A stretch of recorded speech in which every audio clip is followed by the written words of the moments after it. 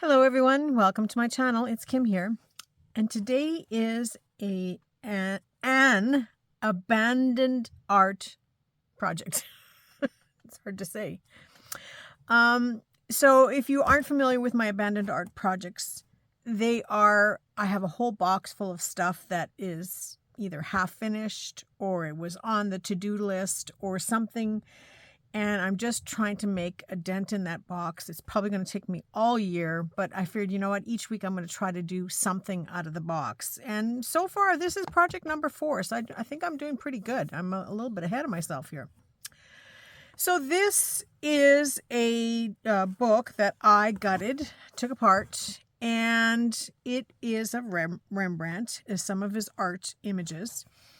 And in the book, there were lots of these colored plates. This is a portrait of himself.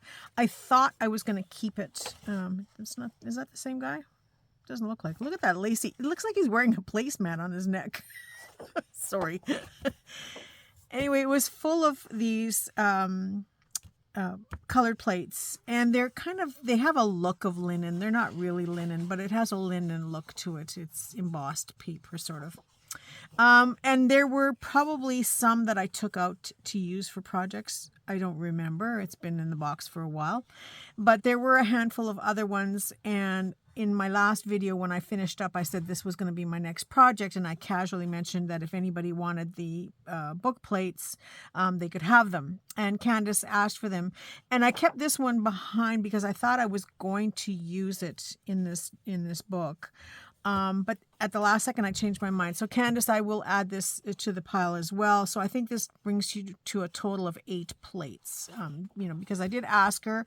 She is one of my thrifties. I have a box going for her. And I thought, well, if somebody wants them, I can drop them into the box. So it doesn't take a lot of space. So yes, it's going to you, Candace. I will put it in the box shortly. So the book had the book plates, lots of them. And then this would have been the end papers here. So I pulled the sheet. Here's another end paper with that lovely tape imprints that everybody loves. I'm going to clean this up because it's got a crusty hard bit here, some tape. I will clean these up, and I think I will use them within the journal. And then there are a couple of blank pages here. One is completely blank, and this one just has a little bit of writing. So I think I will somehow incorporate this into the front of the journal to remind me what the journal was as I put it together. I don't know where the copyright page went, if there was one, because I had been using pages out of the book. And at one time I just used everything. And it was only later on, years later, that I decided to keep the copyright page and always include it in these hardcover books so that at least people would know where the book came from. So the book is under a lot of stress. It would have had just a loose spine that was separate from this hard piece here. And so there wouldn't have been anything else. This would have just been the end papers and the book itself, and there would have been nothing else in here anyway.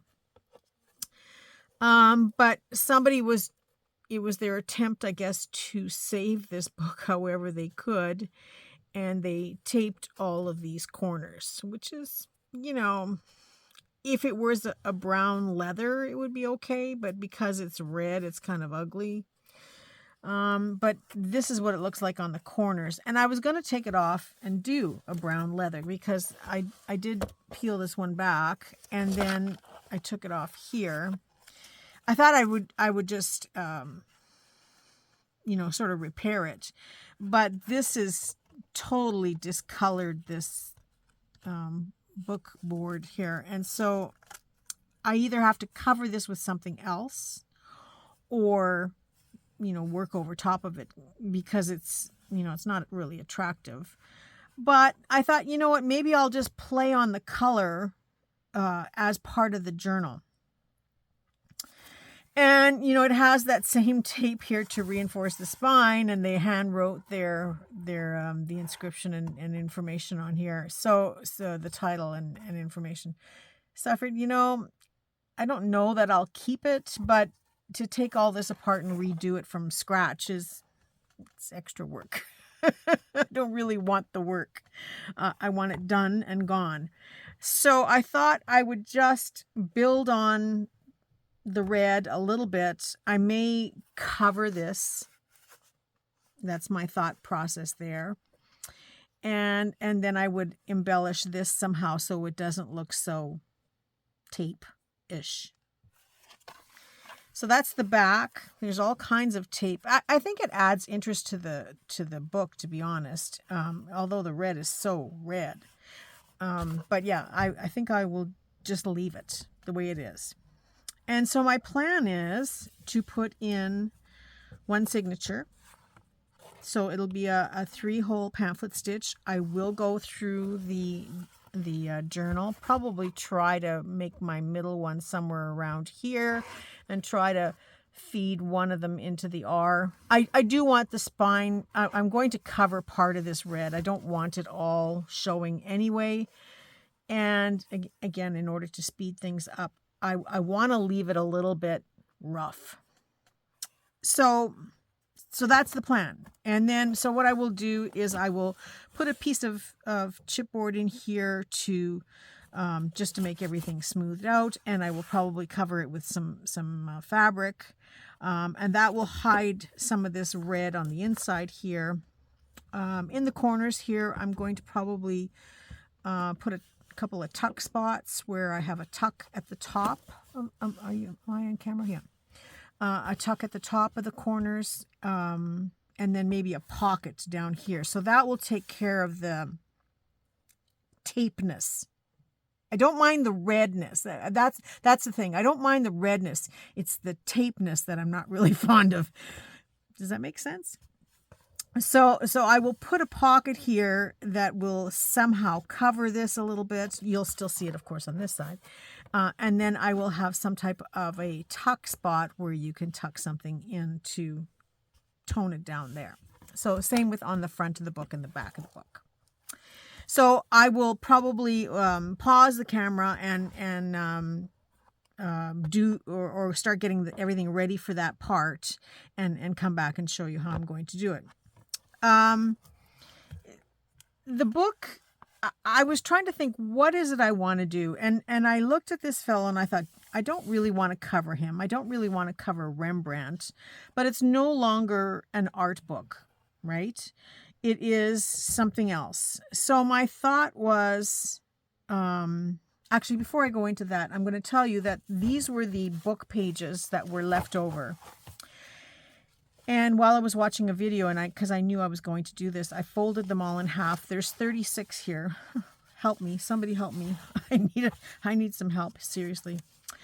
All I did is I folded them in half and I put in this little circle brad here with a brass brad with the circle, with the idea that I will make a tie out of it to tie it. These are going to be fabric swatches. And so when I was doing this and I said, okay, I'm going to make fabric swatch sort of sampler booklets out of these, which is something that is coming up. But I'm giving a little bit of a little hint ahead of time. So these will be filled with goodness. I know my thrifties are going to want some of these, and they will be for sale in my coffee shop. But I will go into more detail later on. So I did take all the paper that was in here. So there won't be any papers in here except for the one that says Rembrandt on it, which is the title of the book anyway. So these are all ready to go. I have all of them done. And, it's kind of neat because even if I don't use them for what I want to use them for, they would make really cute little notebooks. Just put 10 pages folded in half. That gives you 40 sides. And then decorated, they'd be cute little notebooks as well. So, the work is done to get them ready for something. So that will go in the pile, but I do have a plan. So that hopefully we'll get to that. So in doing that and getting that out of here, and I had fabric on the brain, I just looked at this fellow and I said, well, he doesn't look like a painter to me. And he doesn't look like a banker, but he does look kind of bookish.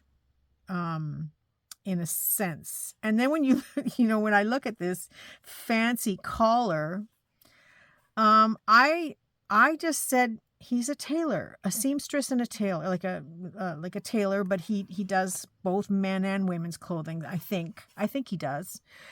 I don't know for sure. We'll see how the story unfolds. But I'm going to call him the tailor.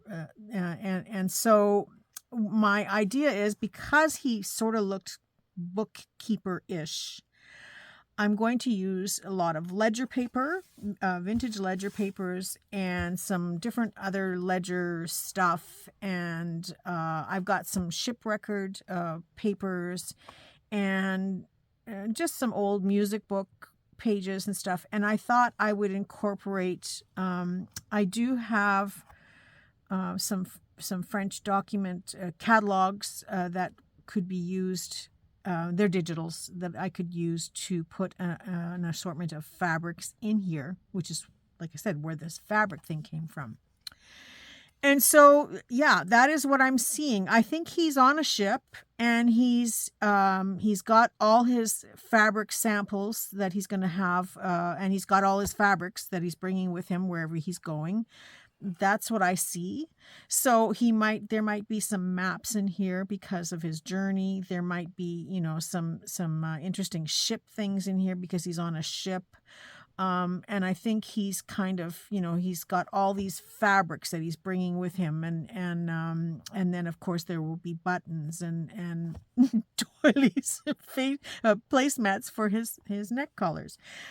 So that's where I'm going with this. I will try to bring you along for that part of it. But for this video, I'm going to stop and start, get this part cleaned up a little bit. And I want to keep this. I want it to look a little grungy, with the exception, of course, to the tapeness. So I will use these papers in here along with the ledgers. Now, it's only going to have one signature, right down the middle, a pamphlet stitch, and I will, I think I'll incorporate a few flip outs so that I can build it up a little bit bigger. If I'm putting it down the center, this is about 3/4 of an inch wide. It's not even an inch wide. I could maybe, no, 3/4 of an inch is really pushing it. But it is a bigger book, which is kind of nice. So I can do a full size sheet just like this, and then still have a flip out that's half full, or, I can have envelope flips and those type of things. It's not my normal thing to have a lot of flips, but in an effort to be able to put a lot in here, that might be an alternative. But I will build that as I go along, I think. I think that's where I'm going with this. I'm not 100% sure yet, but yeah, I think that's where I'm going with this.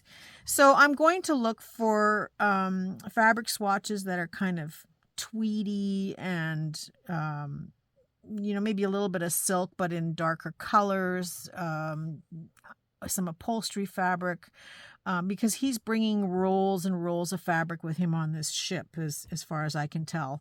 And yeah, that's as far as I'm getting with this. So yeah, that I thought I would show you this. And now I'm going to cut myself a piece of chipboard that fits in here, and then look at what I can use to create a cover for that chipboard. We'll do that together. And then again, I will stop the video a third time to go and gather some papers and come back with papers. And I'm hoping I will get the book put together in this video, and with the basic signature papers in it. But it might take me a course of 3 days to get it done. But you will see it on this video. Okay, that's it. That's all for right now, but I will be back with all the stuff I need to fix this cover. Okay, see you shortly.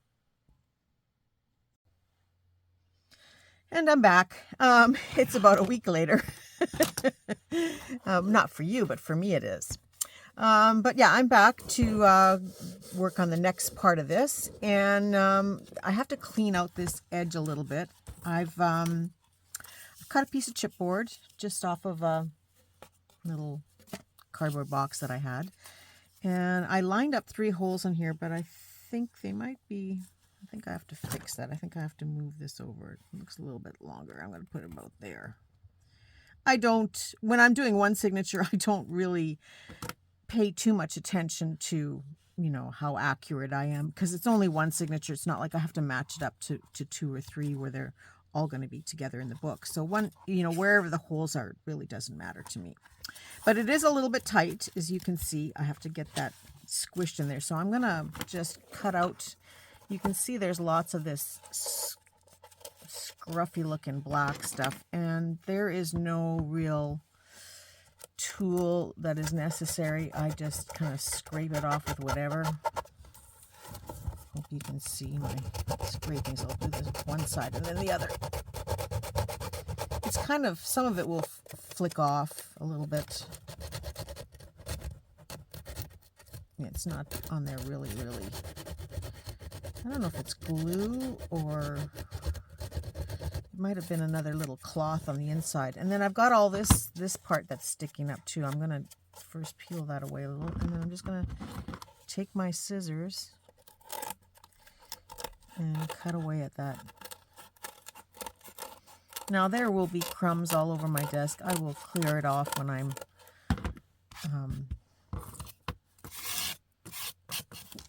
when I stop the camera and I go on to the next stage. Now I could have gotten my other blade out to do this, but it's really not that hard, and I really don't have to take much off. Okay, so that's feeling pretty good there. One spot. But this is how I start out taking these books apart. And okay, I'm going to cut that off first because I think it's in the way. I bought these at Dollarama. They're called Studio. If you are familiar with the different brands, great little scissors. I've got a couple pair now, and they do take a lot of abuse.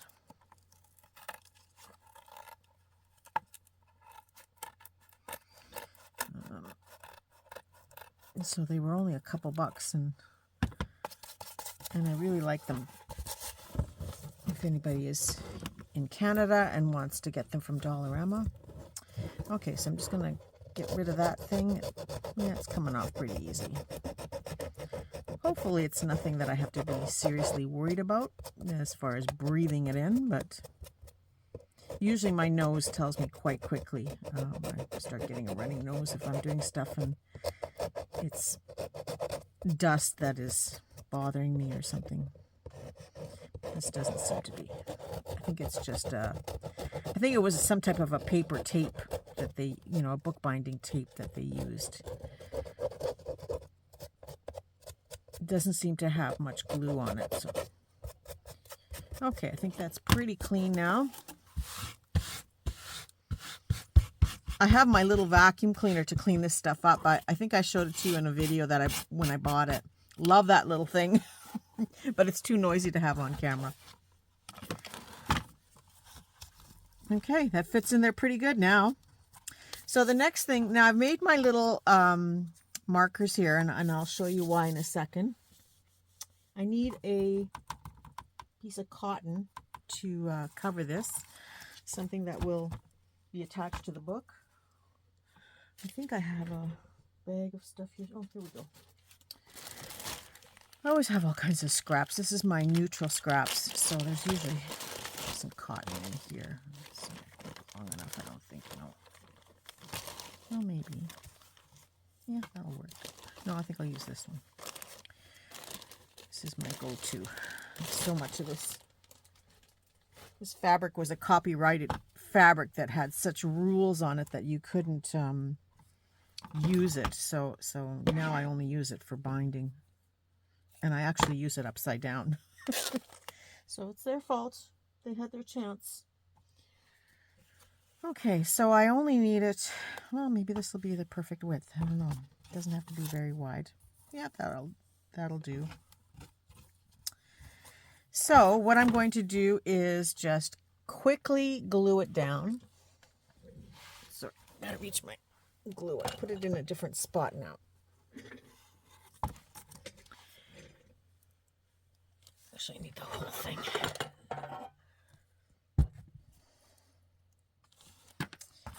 And I'm spreading glue on the wrong side where the holes are. And I'm just putting enough to hold it in place. I really don't worry about it sticking completely at this point. Because when I'm stitching through that, that's really what's going to hold it all. So I'm just spreading that with my finger. And laying it down on the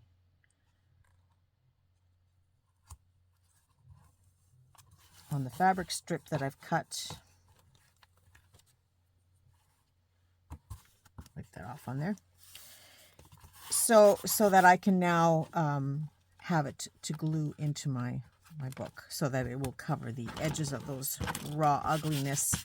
And I will leave this a piece sticking out because I don't know at this point whether I want to cut it off or if I want to wrap it around. I will see that afterwards. But once I've got this on here, I just take my crocodile. You can use your pokey tool too, but I just take my crocodile on the smaller hole. Oh, I've got the little dewy on there that's holding it in place.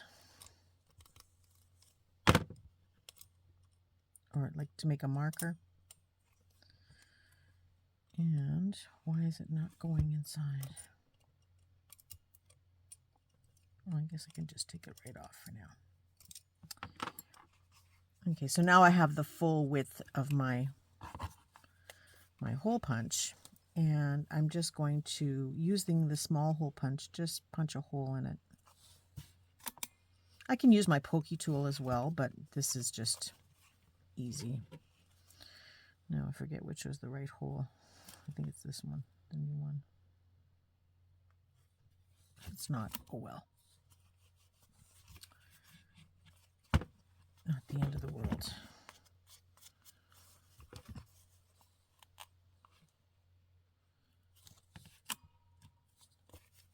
And there. So this just allows for me to see where the holes are for stitching, and it just makes it easier to stitch through all this when you've got the signature to do as well. I won't go through these holes until this is glued and dried.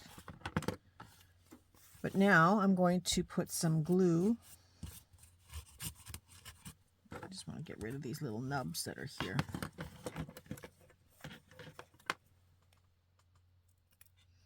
It's the thread coming through that is blocking a little bit. Okay.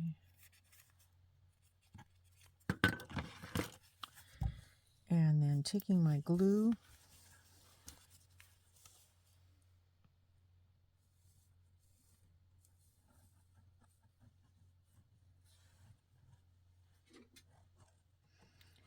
just wrapping putting the glue around this piece a little bit, and I'm going to put a little down the center here as well.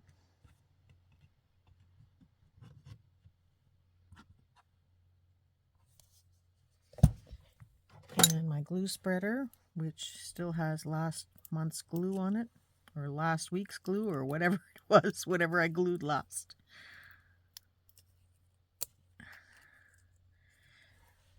I leave it to dry and then I don't remember to take it off right away. There. And then just gently spread my glue.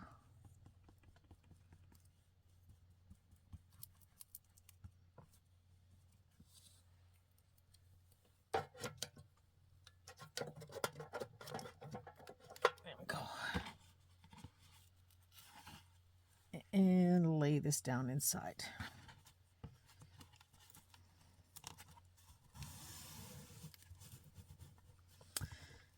So now I have this guide for my holes, for my signature, so I can just follow that as I'm doing the signature. I will take one page, mark these holes on the page so that it makes it easier to line it up and put it together on the other side. And I was going to try to keep this handwriting here, but I don't think I'm going to be too concerned about it because it's not a Rembrandt book. And speaking of this, you know, as I talked about the book earlier and who this fellow was, I'm not paying attention to what I'm doing, who this fellow was, he's finally told me who he is. He's a Mercer. And a Mercer, which apparently is the origin of Mercier, I guess Mercier is how you would say it in French. Would you actually say the R? That is the origin of the word, which is a merchant of fabric. And so he is on this ship going, you know, landing in different ports all around the world and buying fabric. So that is who we finally now know who he is. And we will know more of his story as we go along. So once I've got that glued down in here, again, this is not, you can see where I haven't glued. This is not the only method of holding this in. It's going to be held in with the signature stitches. And by the time, you know, I put a lining paper inside here and stitch some pockets down, it's all going to be good. Just catching that little spot there. But now I'm going to lift this up and put the glue down all the places that I didn't catch. This one looks fine. And I'm going to add a little bit more in here. I don't even mind if it shows through eventually. Because I do want, you know, I do want this book to look a little distressed. Reaching again for my glue spatula. I should just leave it out here. I do want this book to look like it's been around for a long time. You know, and he's going to have everything documented in here of all his travels, of all the places, the ports that he stopped in, and all the beautiful fabrics that he's picked up. And because he's bought rolls and rolls of fabric, and he can't have them right next to him on the ship because there's no room, they have to go into the cargo area. He does, as he gathers and buys new fabrics, he does take little snippets from them and adds them into his ledger, because he keeps this ledger to show all the different fabrics that he's purchased. Okay, and now I'm going to run a little bead of glue just along the edge here. Like I said, I don't mind if it shows. I want the little bit of staining. And that's just to catch some of these little fibers at the end here. I mean, I certainly wouldn't do this if I was making a more finished book. But usually if I'm doing a more finished book, I would still glue like this if I'm putting a paper over top to cover the rough edges. But definitely I wouldn't glue like this if these were going to show. But because I know they're not going to show, I'm not as concerned.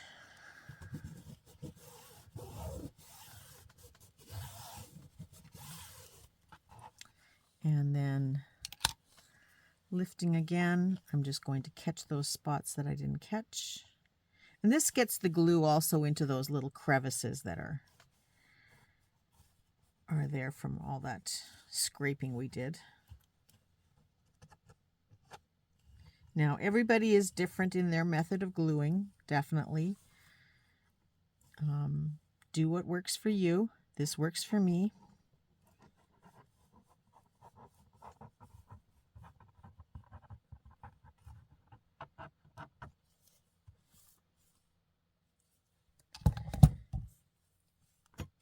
And just brushing out that glue so we get more of the area.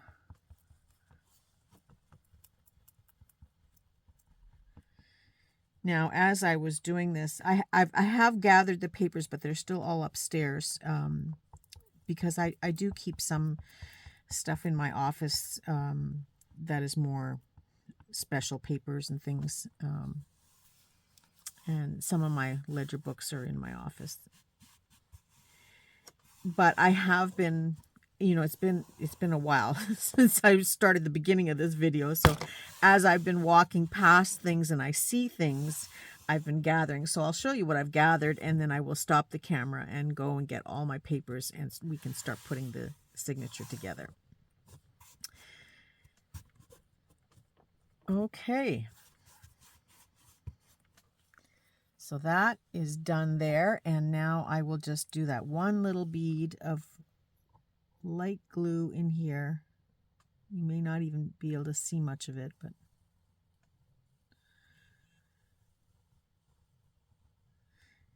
just to catch those fraying edges.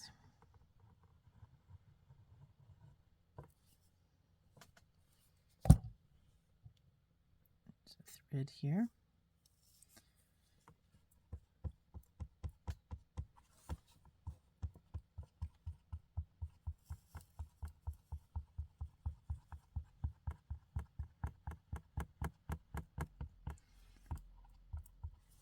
Okay, and I will now leave this to dry. I'm just going to have a quick peek at how it folds here. Looking good.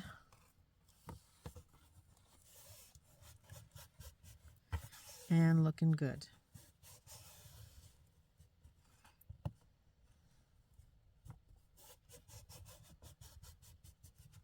And now, to make my life easier, I'm just going to take my pokey tool, and I'm just going to gently poke through these holes that are on the spine, to now poke them right through the book.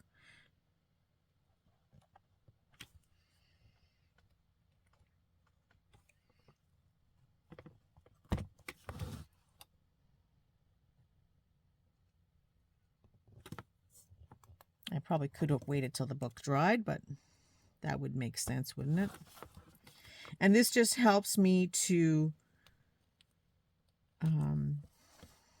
be able to push the needle through completely when I'm doing the signature. This way I only have to go through the paper, not the entire book at the same time. And so the holes are there. I can see them. Well, this one went through the M. This one skipped that part. So they're not too bad, but, it depends on whether or not I decide to cover this all together. That's the deciding factor in the end. But, and that is why I'm leaving these little floppy parts up here. If I decide I don't want them, I will trim them to match the edge of the book. But for now, I'm just going to leave this sit and dry. And I will show you what I've gathered so far. But I'm going to stop the camera again and go gather my ledger papers, and we will start to put the ledger together. Oh, I got to put this back on my crocodile before I forget. Okay, so I picked out this paper. This was, I don't even know where, this is scrapbook paper from a kit box, and I had taken some papers out for something else. I don't remember what, but there were several sheets, and I just thought they were complementary to the book. There is this, these are, they're stickers. So I don't know for sure if I will use this or not. But it was in the same colors. So I figured, well, I'll just see. I might, use it to decorate some of the pages afterwards. There was a sheet of vellum, and I hope you can see the pattern in here. I don't know. So I figured, I might use that. That's kind of interesting. Then there were the end papers that I was keeping to use. So this is what I have so far. So you can see the coloring is there. So it seems like we're playing on the little bit of gold in the writing in the book, the brown colors, the gray colors, and then I'm going to do the black and the red as definitely colors. So I kept some of these Rembrandt pages because I may put some fabric swatches in them. And it just so happened these were all colors that I thought would complement the book because they were in the reds and the blacks. So I figured I might use them for something or maybe make a little notebook. We'll see. So I kept those with this. And then this was when I'm doing my gluing in my glue books, or like I usually use like magazines or National Geographic books or something. And when I find a page that I like, I always pull the page out and right away I make an envelope. And I'm going to show you that because this is my glue book that I'm using right now, and before I glue on here, I look at the next page, and this one wasn't that interesting to me. I figured, I can live without that one.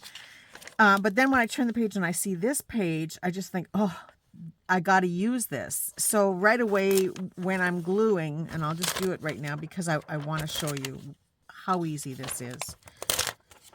I will pull the page out right away.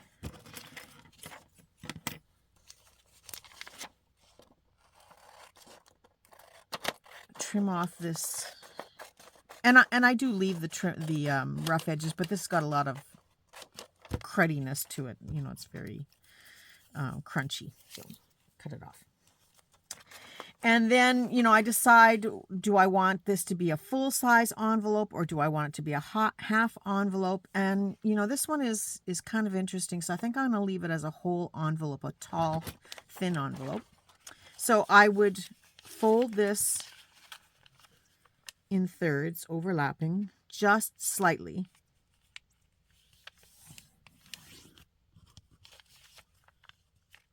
So this will hold something very tall. I'll get this out of the way. And so I always check the next page when I'm doing this. So in this case, I will probably keep this one as well. And I do them right away, you know, when I'm taking my glue book out. I do them right away. And actually, look at the colors. It's kind of interesting for this. And I fold up about a 1/2 inch on the bottom. Once I've folded it in 3, I fold up about a 1/2 inch on the bottom. And then here, let's use it this way so you can see better. And then I fold about 1 inch down from the top.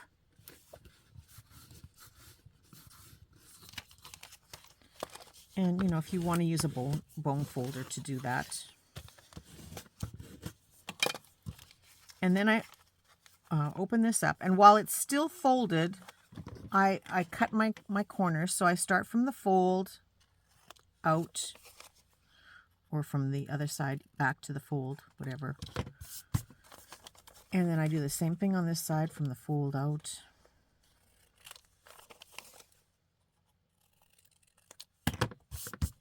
So it's like a shipping tag on both ends, right? And then I open it up and I take off these outside flaps on the bottom and the top. And to take them out, I just, oh, this is going to be the death of me here.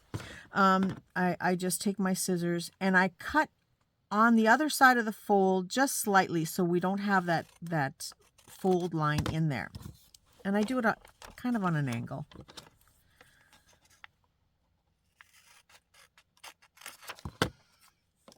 So you can see here how it's done. It's just slightly on an angle. And that just takes away any thickness from the fold lines. If I cut it right on the fold, you'd have that little flappy bit that would stick up. You'll know what I mean when you do it.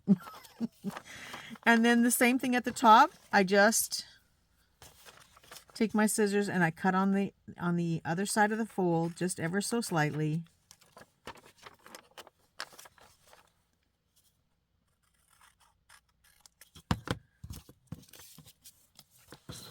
And so this is now ready to go. I can use this right away to make an envelope. So because I've overlapped it here,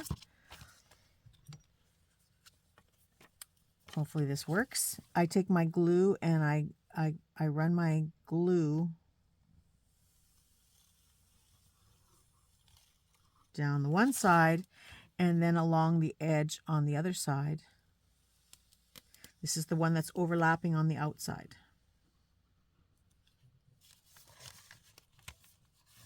And I overlap the two, glue it down, and then I do the bottom. And I just got in the habit of doing this, I don't know, about a year ago, I guess. And I have tons of envelopes. They're coin envelopes. They're ready to go. I can decorate them when I want to use them. And they look sharp. Like, this is really pretty. So this is a great way to use up those glossy picture pages that are in your magazines, if you're using magazines to cut up for or to use for gluing. So save those nice pages, because you can really make some pretty envelopes. And it takes 2 seconds to do, and it just goes into my, I got glue all over my fingers here and threads, but it just goes into my envelope folder, or like container that I have envelopes in, and when I need envelopes, I grab them. So all that because this was a magazine envelope. So there, now you know how I arrive at these things and how they're ready. So when I walked past and the container that had these envelopes, I thought, oh, well, I can use envelopes in there. So I just did a quick flip through, but this was right near the front, so caught my eye. Blah. Okay, but you got a little lesson. So what else did I gather? I had these on my desk because I recently had picked these up at a thrift purchase. I have the yellow ones on my desk because I was demonstrating something else not too long ago that I was showing these, so I grabbed a couple to put in here. I can't get very many pages. Probably 15 to about 18 pages will be all I can put in that signature, but I can add additional flip outs, so we will see how that works. And then I had another pile of fabric sitting there, and I thought, well, let's get the book so you have a better idea of the colors. This isn't quite dry yet. I don't want to put too much pressure on it, but so you can see there's the gold. The gray is on the inside from this thing, from the end pages, but you can see here's this is an upholstery fabric in the red. It's like a velvety type fabric. So I thought that was a nice complement. I have this gold color. So these are swatches that this Mercer has taken from fabrics he's gathered. So here's some black. Black is a horrible color to put with anything, but I'll just be careful. And then I found some moire satin. So there's this gold, because he's been to different places where he's gathered. I don't know that I'll use all of these sample pages, but we'll see. I thought maybe some could flip up throughout the journal. And then there's this kind of coppery gold. So that's what I've gathered so far for here. But, I want to play on this lace. I know I have some of these doilies somewhere, these placemats. I got to find one for sure. But again, I want to leave this open so that I don't mess my folder. It's still wet. And then, again, these were just things that were, as I saw them, I went, oh, I'm going to grab that. So there was this piece of cardstock paper I thought would make a nice journal card, and we'll add some fabric-y bits on here. Same with this one. I think I gathered what I found there. There's one of a map, so I thought that was pretty cool to add in here. And you see there's a little bit of the red and the gold picking up in this. So these are the pieces that I'm going to use for this journal. And then I had some printings of different photos that, because I have a box of photos when I print out, and this is a girl he met along the way, and look at the draping on her, and so he has a story with her, of course. And then this is one of the outfits he's come up with that he's going to make for his girl back home. There's the one on the road, but then there's the girl back home. So you can kind of see there's a little bit of similarities in their hair color and look, but one is a little bit more the other type. And then here she is again with one of those lace doily collars. So and there's lace around here, so I figured I better incorporate some of this lace in this journal. And this is a young musician that he met along the way as well. So we will have some fabrics that are related to where he was. This was another girl in port. And another girl in port. And you can see the beautiful fabrics. So these are the things that I'm going to play on in this journal. I love the scarf here. I think I might have something that is similar to that I can use, as well as the oranges. So it will go into other colors definitely as he goes into different ports. These are things that he's going to find along the way. So that's my story so far. I'm going to pause the camera and go and gather the rest of the papers that I want to use, and I will come back and show you. And this will probably be a two-parter because, once I've got the papers, I will want to play around with them a little bit off camera to get the final decision. And then you will get to see some of my decorating as I prepare some of this. That'll be in part 2. But for now, I'm just going to pause the camera, go get my other papers that I want to work with, and I will be right back. And I'm back. And it's actually still the same day. So I went and grabbed a pile of books and some ledgers and different things. And I just thought I would show you the papers that I'm going to work with. And then I'm going to stop this video. We will call it part 1, and I will come back with part 2 later on, just so that it's running late in time and I don't want to go over an hour. So I'm trying to keep it down as much as possible. So this is called Romance of the Sea. Oh, what a lovely name that is. And it is a book of ships. Now I'm coming very close. Look at the end papers on this. Isn't it beautiful? I've been wanting to work on this out of this book for a while now. So I'm going to gather some pages. Not this one. This is kind of, we don't want burning ships. We don't want to lose the fabric. But there are some beautiful pictures of ships in here and different things that I might incorporate into my Mercer journal. And, I love this. So it's kind of like they're all going out together. And this is, I think ships at wars as well. So, but I will pick different pictures out of here that are fun. Like this one here might be something I can show in the journal. And just to have different flip outs and pockets and journal cards. Like this is a lovely one here. This would be gorgeous in there because this has got a little bit of that red again and the black and the browns, the golds. So I will choose these separately off camera and come back in part 2 and show you what I've actually picked out. And I will leave them intact and show you how I'm going to cut them up as well so that you have an idea of how I work with each page, because this is an unusual size of book that I'm creating. So there's that book. So I figured I'd get a couple pictures of ships. And then I'm not sure if I'll use this, but I may. And so this is a stamp album, but I just thought maybe I could find a page of old stamps that I can add in here.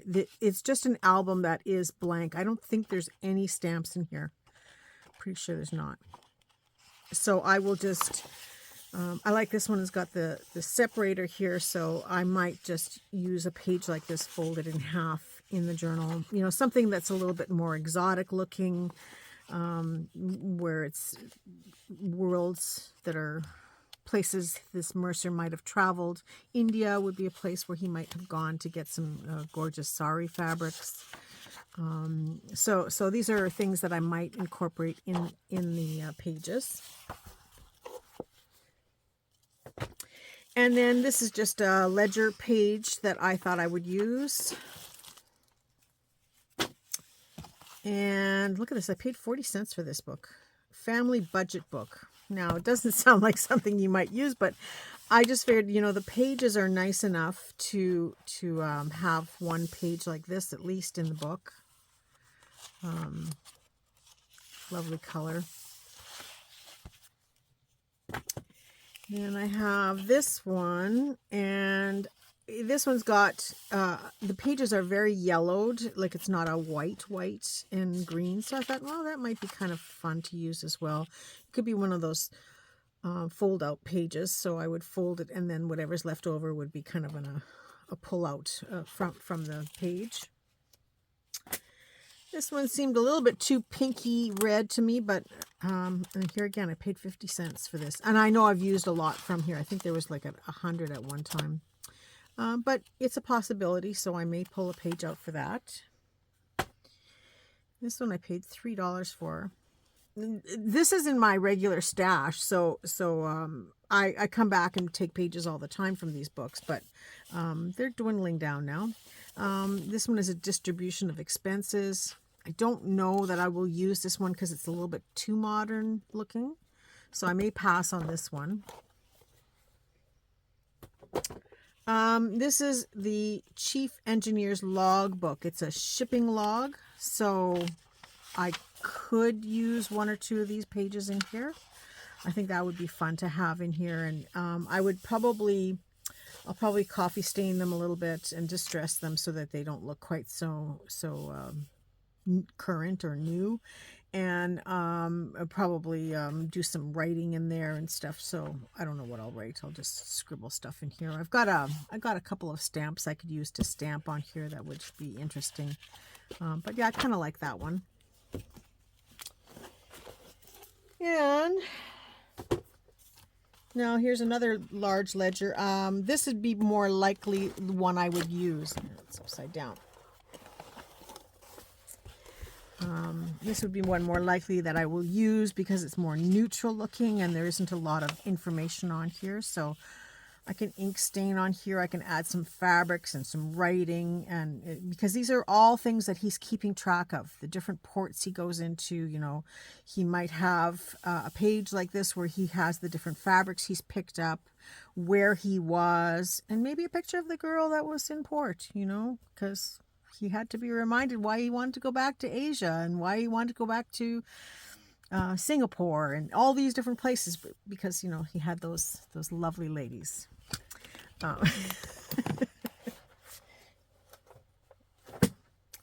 Made me start singing the song Brandy, and that'll just show me how old all of you are as to whoever starts singing Brandy with me. This book is the tidal current charts, and it is the St. Lawrence estuary. I don't know. Orleans to Father Point. I don't know what that means, but it's Canadian Hydrographic Service, Surveys and Mapping Branch, Department of Mines and Technical Surveys, Ottawa, 1939. But I love these pictures. You know, they look more like something you would see in a journal, right? So it says North Channel, South Channel. I may cover up any words that are more current words, you know, that we would recognize, like, you know, if it said Toronto. I mean, I don't know where this is. So if it said something like that, of course I would take it out. But anything else I will leave in. It looks like it's part in French and part in English. So I just love the length of these, and I just think folding one of these in a journal like this would be fun to have pull out. And I can put some different things on here and ink stamp and do some stuff. So I'm going to probably use one of these pages, and they come in half pages or thinner ones too, so I don't know which one at this point, but I will pull out a page and then I will show you how we're going to decorate it. And then, now I know I'm not getting all of these in here, but I'm just showing you the possibilities that I grabbed from. So I have two music books here, and I think it was this one in particular I saw. Woman is Fickle. No. Okay, it wasn't this one, but I wanted to look for words like the Spanish Cavalier, Amber Tresses Tied in Blue, you know, fun names. But maybe it was this one, because it was page 39, I think. 638, 39, I think. Beautiful Isle of the Sea. I thought that was kind of a nice one to put in here because he's on this ship. And so I'm going to look through these a little bit more closely to see if I can find songs that might be Three Fishers Went Sailing. Well, that would be okay if I was doing a lobster boat. But I want songs that are a little more romantic and a little bit more ship and port type things. That would make sense. So I brought the two. I'm only going to pick one, maybe two pieces of music, but it'll be something that's complementary to the book. And then I have this business ledger. I don't know that I'll use this. Maybe, I might use one page or part of a page in the journal, maybe to make some pockets or something, or a little notebook.